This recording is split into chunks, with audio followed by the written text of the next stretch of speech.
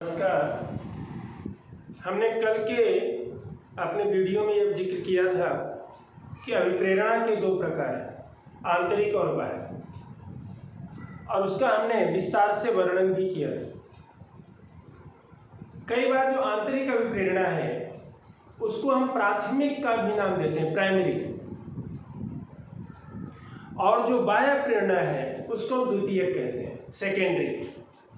इसी तरह से एक प्रश्न और आता है, बहुत इंपॉर्टेंट जुड़ाव है इसमें अभिप्रेरणा से इसका।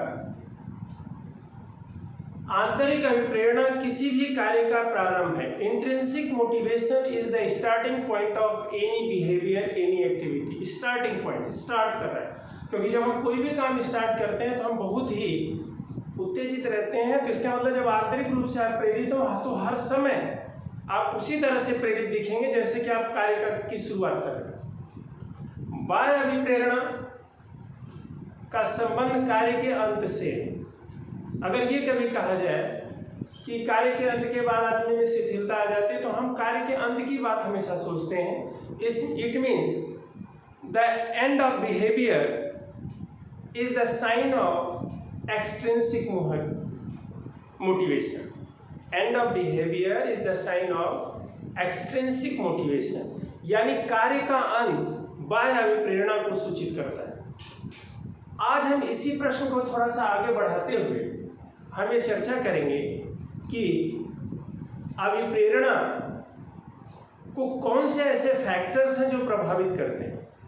जैसे हमने देखा है, अक्सर इस बात की चर्चा हमने आपसे की है 2-3 वीडियो में लगातार, कि अभिप्रेरणा का मतलब होता है we have to continue our behaviour till the achievement of goal. और वो हमारा अचीवमेंट अगर कार्य करते समय नहीं हो पाया तो इसका मतलब हम मोटिवेटेड नहीं हैं, क्योंकि हमें लंबा चलना है।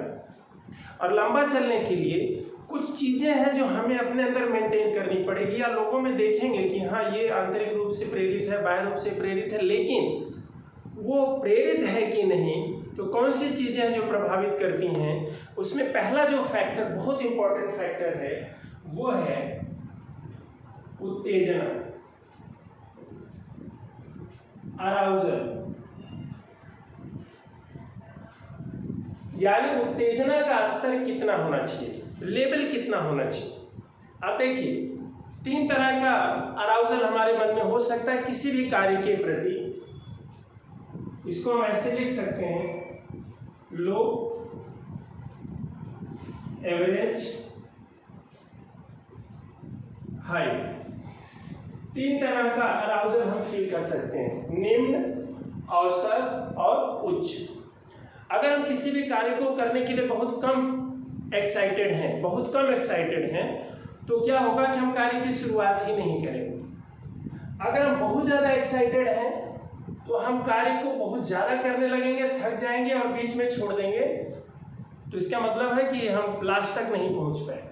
और वही स्थिति आती है कि एवरेज होना चाहिए। एवरेज का मतलब है कि हम कार्य को उतना ही करते हैं जितनी ज़रूरत है और रेगुलर लगे रहते हैं। अब आप देखिए, जैसे मान लेते हैं आपको पढ़ाई करनी है, एग्ज़ाम की तैयारी करनी है, तो आप कहते हैं कल से कर लेंगे, परसों से कर लेंगे, आज तो बड़ी थकान है, अभी तो बहुत दिन पड़ा हुआ है। इसका मतलब आप बहुत कम एक्साइटेड हैं, आपका अराउजल लेवल बहुत लो है। But if you are thinking that the exam is coming very fast and I have to crack the exam, and you are studying very much, 14 hours, 10 hours, 10 hours, 12 hours, और इसका असर क्या पड़ता है कि आप बहुत ज़्यादा थक जाते हैं और महीने 1.5 महीने में बीमार होकर सो जाते हैं। और डॉक्टर कहता है कि आपको 2-3 महीने का रेस्ट चाहिए। वहाँ पे आपका हो गया काम समाप्त पढ़ाई का, और आपने उसको लास्ट तक मेंटेन किया हो ऐसा संभव नहीं दिखेगा। फिर आप कार्य को बीच में छोड़ देंगे। अगर आप औसत पढ़ते हैं 3 घंटे 4 घंटे 2 घंटे 3 घंटे 4 घंटे 2 घंटे ऐसे पढ़ते हैं जिससे आप थकते नहीं और रेगुलर पढ़ते हैं और लंबा चलते हैं, इसका मतलब है कि औसत उत्तेजना अभिप्रेरणा का कार्य करती है। Average arousal plays a motivational role. We have to be excited at average level. ये पहला फैक्टर था। दूसरा इसमें है चिंता,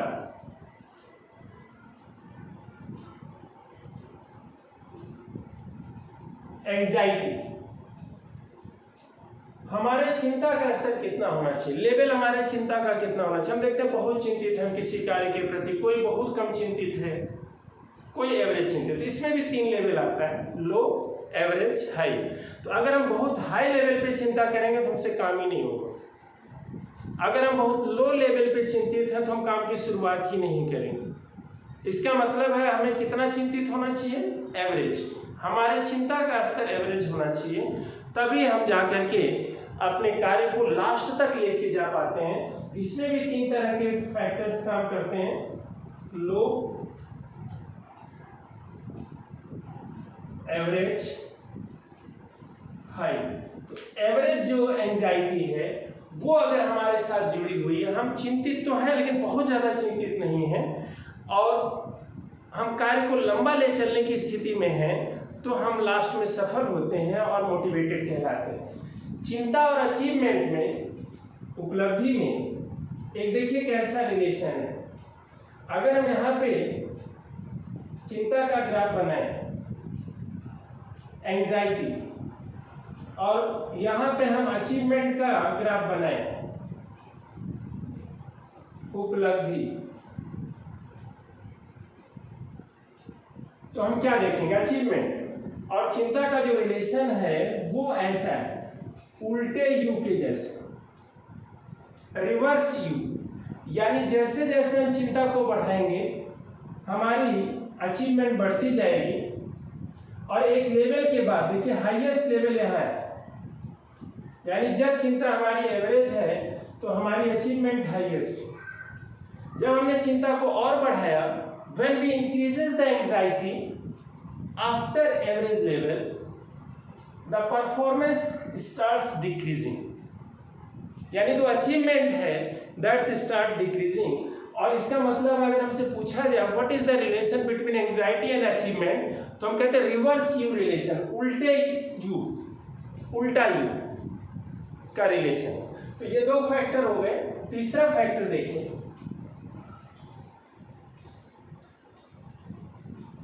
जो तीसरा फैक्टर अफेक्ट करता है हमारे मोटिवेशन को, वो कौन सा है? तीसरा फैक्टर है, तीसरा है आकांक्षा,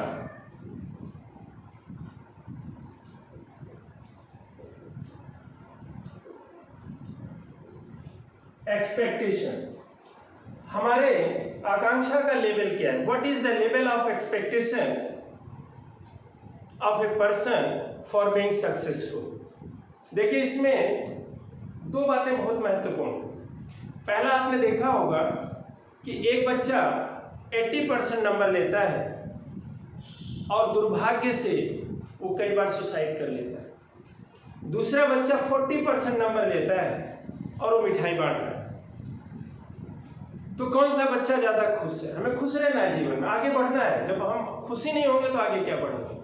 इसलिए सबसे महत्वपूर्ण है कि हमें कार्य को आगे ले जाना। 40% वाला मिठाई बांट रहा है, 80% वाला दुखी है या सुसाइड कर लेता है कई बार दुर्भाग्य से। तो इसका मतलब क्या है कि 80% वाला 100% की उम्मीदें लगाए बैठा था। मान लेते हैं कि हम 2 घंटे पढ़ सकते हैं, हमारी क्षमता 2 घंटे पढ़ने की है, और हमने उम्मीदें लगा ली 10 घंटे, तो 2-3 दिन तक पढ़ेंगे, बाद में हम कर नहीं पाएंगे, थक जाएंगे, थक के सो जाएंगे, बीमार हो जाएंगे। लेकिन अगर हम 2 घंटे पढ़ते हैं और 2 ही घंटे हम उम्मीद करें तो बेहतर स्थिति में रहेंगे। लेकिन इसमें थोड़ा थोड़ा अंतर करना पड़ेगा। कभी घर पे कोई काम है तो उसको हम थोड़ा कम कर लें, अगर फिर घर पे काम नहीं है तो हम उसको ज़्यादा कर लें। यानी यहाँ पे 4 स्तर की हम बात करते हैं कि आकांक्षा का जो लेवल है हमारा वो 4 है, लो, एवरेज,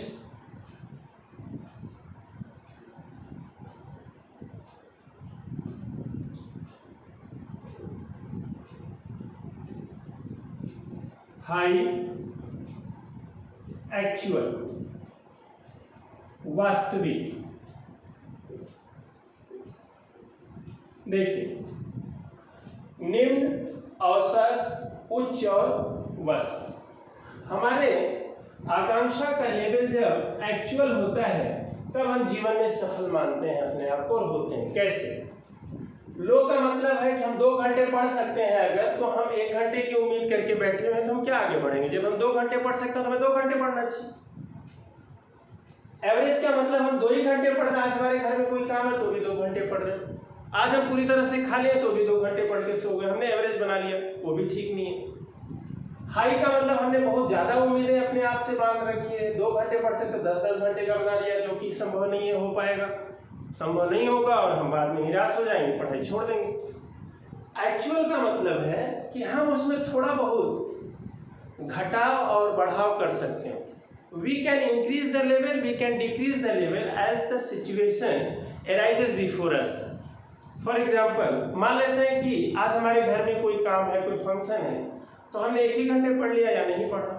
कल हमने देखा कि हम पूरी तरह से खाली हैं तो हमने 2 घंटे के बजाय 4 घंटे पढ़ लिया, हमने उसको कंपेंसेट कर लिया, या 2 दिन में 3-3 घंटे करके पूरा कर लिया।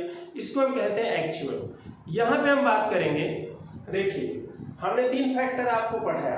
पहला एवरेज अराउजल मोटिवेशनल फैक्टर है, दूसरा एवरेज एंजाइटी अराउजल फैक्टर है, sorry average anxiety motivational factor है, और तीसरा है आकांक्षा का एक्चुअल लेवल मोटिवेशनल फैक्टर। यानी actual level of expectation plays a motivational role in the life of individual. Yani if we are motivated at actual level, then we are known as a motivational person. अब चौथा factor देखिए क्या है। चौथा factor है पुरस्कार।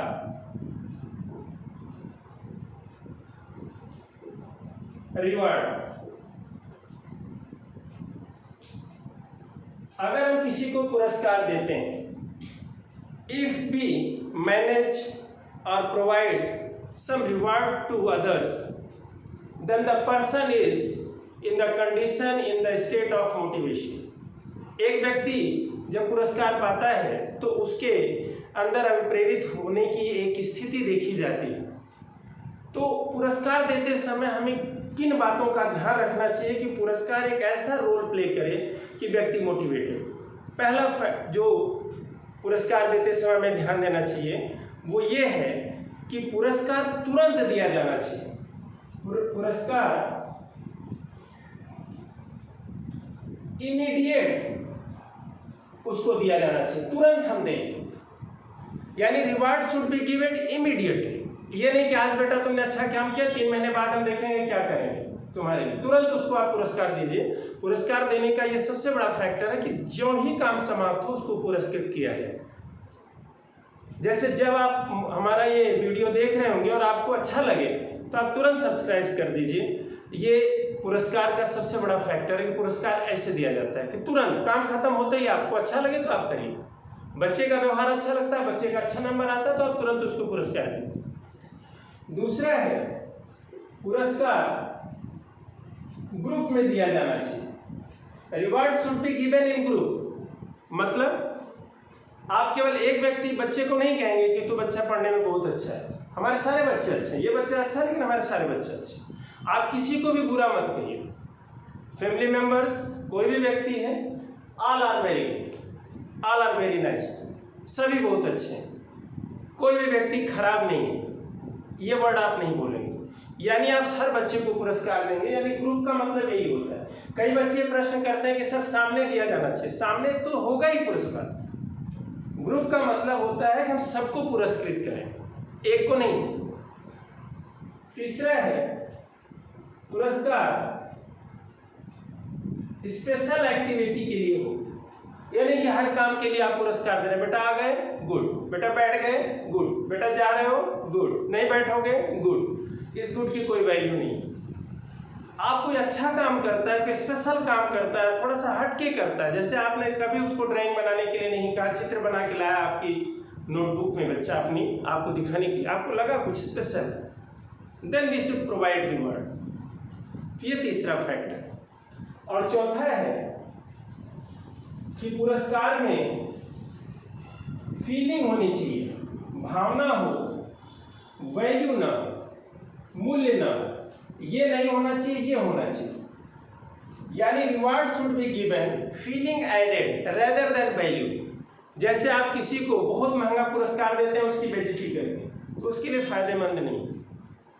Example के तौर पे मान लेते हैं कि आप किसी के घर जाती हैं या जाते हैं और आपने जाके देखा वहां पर, तो उसने आपके लिए एक बहुत अच्छा डिश ले आके रखा जो कि आपको बहुत पसंद है, और आपकी सहेली या आपका फ्रेंड कहता है या कहती है खा लो, चले जाओ, डेली आ जाते हो, अच्छा थोड़ी लगता है, तो आपको कैसा लगे? ये ऐसा पुरस्कार ना दें कि आप थप्पड़ मार के उसको कोई बुक दे रहे हैं, डांट रहे हैं, फिर आप पुरस्कार जल्दी दे लिए पुरस्कार और चलो यहाँ, ऐसा कुछ नहीं करना है। You should avoid this type of activity. यानी you have to provide reward on the basis of feeling rather than value. Valuable पुरस्कार बहुत इंपॉर्टेंट नहीं, उसमें फीलिंग ऐड हो। यस। और पांचवा फैक्टर है इसका, चौथे पॉइंट का पांचवा फैक्टर है कि पुरस्कार ऐसा हो जिसमें बच्चे में जेलस फील ना हो, बच्चे के अंदर ईर्ष्या ना हो, दूसरे बच्चों के अंदर ईर्ष्या ना हो कि ये तो इनका लड़का था इसलिए दे दिया, ये तो इनके यहाँ ट्यूशन पढ़ता है इसलिए दे दिया, ये तो इनका चहेता है इसलिए दे दिया। If the child is deserving for that reward, then you should provide that reward. अगर आप इन पांचों फैक्टर्स का ध्यान रखते हैं तो the reward will play a motivational role, otherwise not.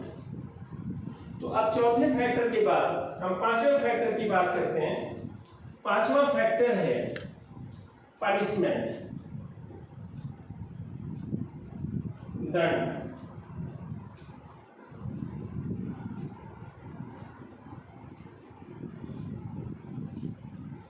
देखिए, punishment is not a proper method of developing motivation in any person, but we can use punishment as a motivator factor, as a motivating factor. लेकिन बहुत जरूरत पड़ने पर हम इसका इस्तेमाल कर सकते हैं, बहुत उचित नहीं है। कई बार पेपर्स में आता है कि अनुचित साधन कौन है? दंड। दंड तो हमें देना ही नहीं चाहिए, लेकिन अगर दंड हम कुछ नियमों का पालन करते हुए दें तो यह दंड भी उसको मोटिवेट कर सकता है। इससे पहला जो फैक्टर है दंड के अंदर, जो हम कुछ चीजों को ध्यान रखते हैं, वो क्या है कि दंड should be decided earlier.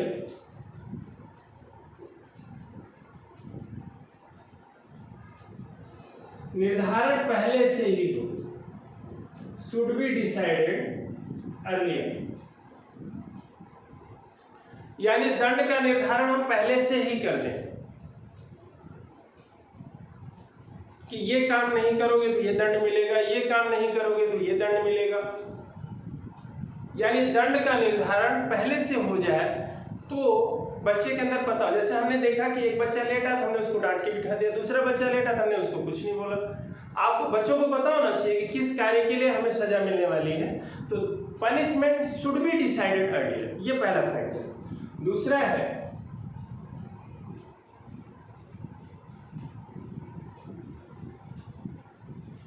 Individual, यानी दंड व्यक्तिगत देना, जिसने गलती की है उसको, पूरी क्लास को नहीं। आप पूरी क्लास को सजा नहीं देंगे कि सारी क्लास पंखा टूट गया क्लास का तो किसी ने नहीं बताया तो आपने पूरी क्लास को पनिशमेंट दे दी, गलत। आप उस बच्चे को सजा देंगे जिसने गलती की। अगर आपको पता नहीं चलता तो आप बल्कि सजा नहीं देंगे। यानी डिसाइड, इसलिए कोर्ट में कई बार जो क्रिमिनल्स होते हैं वो छूट जाते हैं, क्योंकि किसी क्रिमिनल को सजा देने के लिए कोर्ट ये देखता है कि हम किसी निर्दोष को सजा न दें। सभी को सजा नहीं देता, वो ढूंढ नहीं पाता कौन है, तो कई बार ऐसे कोर्ट से डिसीजन हम देखते हैं कि वो सबूतों के अभाव में छूट जाता है क्रिमिनल्स। लेकिन यहाँ पर हम एक फैक्टर्स देखते हैं कि जो पनिशमेंट है उसी बच्चे को देंगे जिसने गलती की है, तब वो ज़्यादा उसके लिए इफेक्टिव होगा। तीसरा है पनिशमेंट ऐसा नहीं होना चाहिए कि बच्चों में सिंपैथी क्रिएट हो जाए। यानी हमें सिंपैथी को अवॉइड करना है। we have to avoid sympathy among others if the child is going to be punished. अगर हम किसी बच्चे को पनिश करें और सारे बच्चे कह रहे नहीं सर इसको पनिशमेंट मत दीजिए, तो दूसरों के घर काम करता है, इसके मम्मी पापा बीमार रहते हैं और इसलिए लेट हो जाता है, इसलिए अपना काम नहीं कर पाता, तो we should not punish that child in this situation.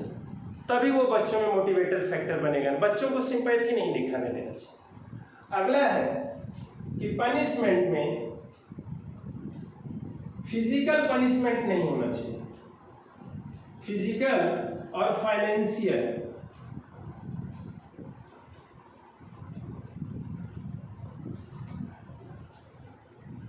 Financial punishment नहीं होना चाहिए। शारीरिक और वित्तीय दंड नहीं देना है। मान लेते हैं कि अगर हम किसी बच्चे को, वित्तीय भी लिख सकते हैं यहाँ पे, अगर मान लेते हैं किसी बच्चे को दंड देते हैं और वो दंड उसके शारीरिक दंड की वजह से उसका कुछ नुकसान कर देते हैं, तो वो दंड उसके लिए इफेक्टिव नहीं होगा। अगला जो हमने बात किया कि जब दंड दें तो उस दंड में पैसे का जिक्र ना हो, मॉनेटरी बात उसमें ना आए कि फाइन लगा दीजिए 500 रुपये, 200 रुपये, 50 रुपये, 1000 रुपये। उसका असर माँ बाप पर पड़ता, बच्चे पर नहीं पड़ता। इसलिए हमें वित्तीय दंड और शारीरिक दंड नहीं देना। अगर हम शारीरिक दंड देंगे तो बच्चे का कहीं अंग भंग हो सकता है। हमें बिल्कुल बच्चे को फिजिकली किसी भी तरह का पनिशमेंट नहीं देना है। अब आप कहेंगे सर बच्चा बिगड़ जाता, बच्चा दंड से बिगड़ता है, दंड से कोई सुधार आने की स्थिति नहीं, इसलिए दंड को अवॉइड ही करें तो ज़्यादा बेहतर है। अगला है और लास्ट है कि जो पनिशमेंट दिया जाए on the basis of physical and mental, on the basis of physical and mental ability rather than behaviour. क्या वो बच्चा उसको सह पाएगा जो दंड आप दे रहे हैं?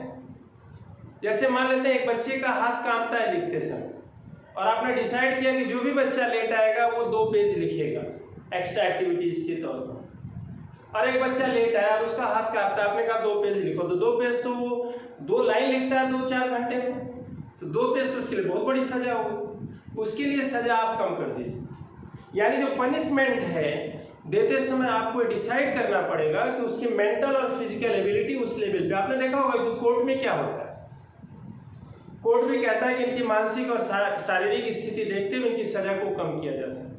वही चीज आपको भी करनी है क्लास में। You should decrease the punishment, you should minimise the punishment on the basis of the child's mental and physical health. अगर आप इन सारी चीज़ों को देखते हैं तो आपका जो किया हुआ कार्य है वो लंबा चलेगा और आप एक मोटिवेटर के फैक्टर को, मोटिवेशन के फैक्टर को आगे बढ़ा पाएंगे और लोगों की नज़रों में मोटिवेटिंग व्यक्ति के रूप में कि मोटिवेटर है ये, या ये मोटिवेटेड पर्सन है, या ये मोटिवेटर कार्य कर रहा है, या ये व्यक्ति मोटिवेशन वाला दिखता है कि ये व्यक्ति किसी न किसी तरीके से कार्य को लंबे समय तक चला रहा है। यानी जब भी हम चर्चा करेंगे हम आगे देखेंगे कि 5 फैक्टर्स हैं जो बहुत इम्पोर्टेंट हैं, मोटिवेशन को प्रभावित करते हैं। उत्तेजना, चिंता, ये दोनों एवरेज लेवल पे होनी चाहिए। एंग्जाइटी के बाद है आकांक्षा, एक्सपेक्टेशन, ये एक्चुअल लेवल पे होनी चाहिए। पुरस्कार और दंड। इन्हीं शब्दों के साथ, इन्हीं बातों के साथ मैं इस लेक्चर को विराम देता हूँ। धन्यवाद।